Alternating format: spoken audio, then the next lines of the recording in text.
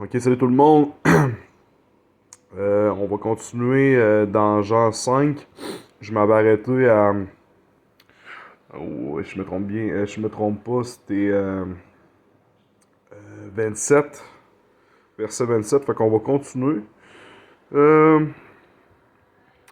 on va continuer à 28. Ne vous étonnez pas de cela, car l'heure vient où tous ceux qui sont dans les sépulcres entendront sa voix et en sortiront. 29. Ceux qui auront fait le bien ressusciteront pour la vie, mais ceux qui auront fait le mal ressusciteront pour le jugement. 30.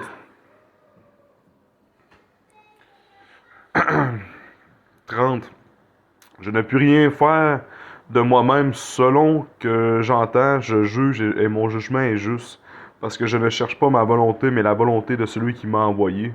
31. Si c'est moi qui rends témoignage de moi-même, mon témoignage n'est pas vrai.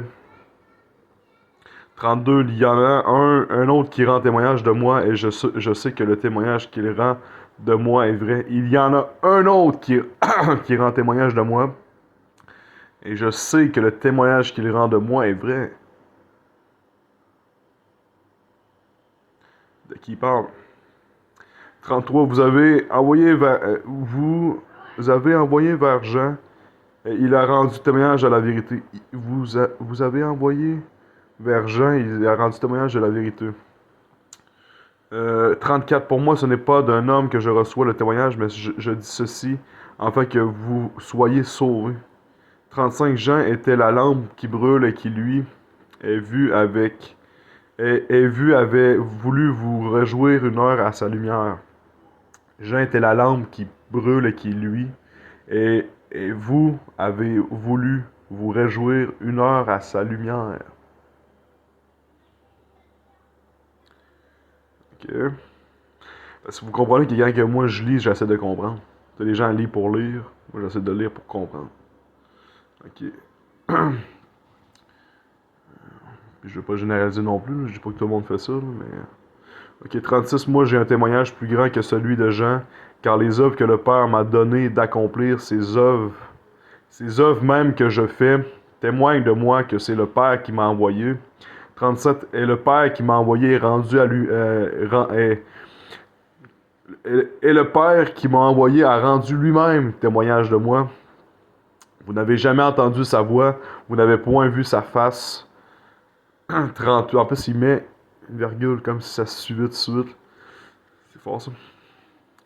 38. Et sa parole ne demeure point en vous, parce que vous ne croyez pas à celui qui l'a envoyé. 39. Vous sondez les Écritures, parce que vous pensez avoir en elles la vie éternelle. Ce sont elles qui rendent témoignage de moi. Vous sondez les Écritures, parce que vous pensez avoir en elles la vie éternelle. Ce sont elles qui rendent témoignage de moi. Vous sondez les Écritures parce que vous pensez avoir en elles la vie éternelle. Ce sont elles qui rendent témoignage de moi. Fait que c'est lui qui donne la vie éternelle. Les gens sont les Écritures, ils pensent que les Écritures vont les sauver, mais c'est pas les Écritures qui les sauvent, c'est Jésus qui les sauve. Si je comprends bien, ça ressemble à ça. Fait que c'était méditer. 40. Et vous ne voulez pas venir à moi pour avoir la vie. Et vous ne voulez pas venir à moi pour avoir la vie. 41. Je ne tire pas ma gloire des hommes. 42. Mais je sais que vous n'avez point en vous l'amour de Dieu. 43. Je suis venu au nom de mon Père et vous ne me recevez pas. Si un autre vient en son propre nom, vous le recevrez. Vous le recevrez. 44. Je suis venu au nom de mon Père. 43. Et vous ne me recevez pas. Et si un autre vient en son propre nom, vous le recevrez. Fait que dans le fond, c'est comme ils sont prêts à accepter tout le monde sauf lui. Tout le monde, mais lui, c'est comme on l'accepte pas. Mais pourtant, c'est lui qui vient du Père et non les autres. Fait qu'est-ce qu'on a une mauvaise image? On s'est inventé un genre de faux Dieu, on s'est inventé, on a une mauvaise image de lui. Parce que comment ça se fait que si le Fils est à l'image du Père, mais le Fils est à l'image du Père, mais le Fils est rejeté par tout le monde. Mais si tout le monde viendrait là-bas, ces gens-là, ils diraient oui. C'est bizarre. Très très bizarre. Euh, Les gens sont dans l'erreur. Là. 44. Comment pouvez-vous croire, vous qui tirez votre gloire les uns des autres? Au lieu de rendre gloire au Seigneur, les gens tirent leur gloire, c'est ta gloire à toi, puis ils sont comme ils se glorifient eux-mêmes. La gloire les uns les autres, et qui ne cherchent point la gloire qui vient de Dieu seul. 45. Ne pensez pas que moi je vous accuserai devant le Père. Devant le Père, celui qui vous accuse, c'est Moïse, en qui vous avez mis à qui vous avez mis votre espérance.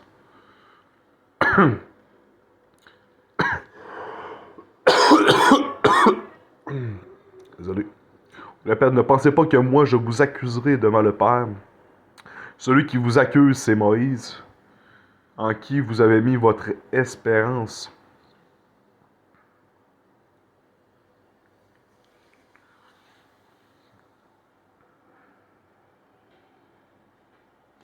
Est-ce qu'on va revenir sur ce passage-là? Je vais méditer là-dessus. Des fois, mettons, on essaie de comprendre, puis des fois, les réponses ne viennent pas tout de suite. Comprends-tu? Faut méditer, revenir, relire, vérifier, tu sais, tout le temps. Puis des fois, la réponse, on l'a plus tard. Des fois, c'est en relisant un autre passage de la Bible ou d'autres passages, ou d'aller parler directement avec un autre chrétien que lui, il a sa compréhension de certaines écritures qui va compléter les tiennes, hein, que les questions que tu te poses, ainsi de suite. Fait que, comme j'expliquais hier à Gabriel et à Mathias, deux personnes que j'ai rencontrées dans un dépanneur, je leur ai expliqué justement que Dieu a placé aussi des infirmités pour qu'on puisse aller demander de l'aide aux autres. Parce que sinon, il n'y aurait aucune charité et personne ne s'aiderait entre les autres. Si tout le monde saurait faire eux-mêmes tout au complet, ben personne n'irait demander de l'aide, personne n'irait cogner chez le voisin, ouais, tu pourrais me donner un coup de main, ou personne serait tenté de dire hey, t'as-tu besoin d'aide? Fait que, ça ressemble à ça. Ok, on continue. 46. Car si vous croyez Moïse, vous me croyez aussi, parce qu'il a écrit de moi. Car si vous croyez Moïse, vous me croirez aussi, parce qu'il a écrit de moi. 47. mais si vous ne croyez pas à ces écritures, comment croyez-vous à mes paroles? 47, on répète, verset final, chapitre 5 de Jean, verset 47.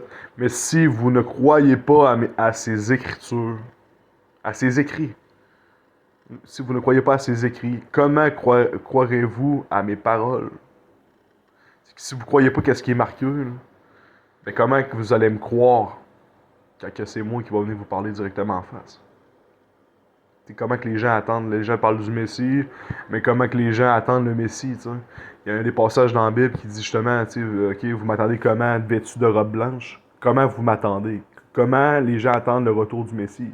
Les gens se façonnent des idées, ils se façonnent genre un Messie qui va descendre en calèche, puis avec un vêtu de robe blanche, puis des chevals blancs, puis bonjour, je suis le Messie. Mais encore, il y a un autre passage qui dit justement, dans le fond, que l'affaire du faux ange de lumière qui va descendre, c'est comme apporter comme la paix. Fait qu'il faut faire très attention, parce qu'on va se faire avoir. Si on l'imagine d'une telle façon, puis il arrive pas comme ça, il faut se rappeler que Jésus, là, à l'époque, il était pas avec des bijoux en or, là. On s'entend dessus, il était pas avec des bijoux en or puis des grilles dans la bouche, là. Fait que faut c'est à faire attention puis à méditer là-dessus. Puis j'espère que vous avez bien aimé voyons le chapitre 5 de Jean, moi je l'ai très bien aimé. Fait que on continue pour les prochains. Le prochain ça va être Jean 6. Puis là, je termine cette vidéo-là puis je retourne sur des versets du jour pour l'encouragement pour l'assemblée. Fait que que Dieu vous bénisse, amen.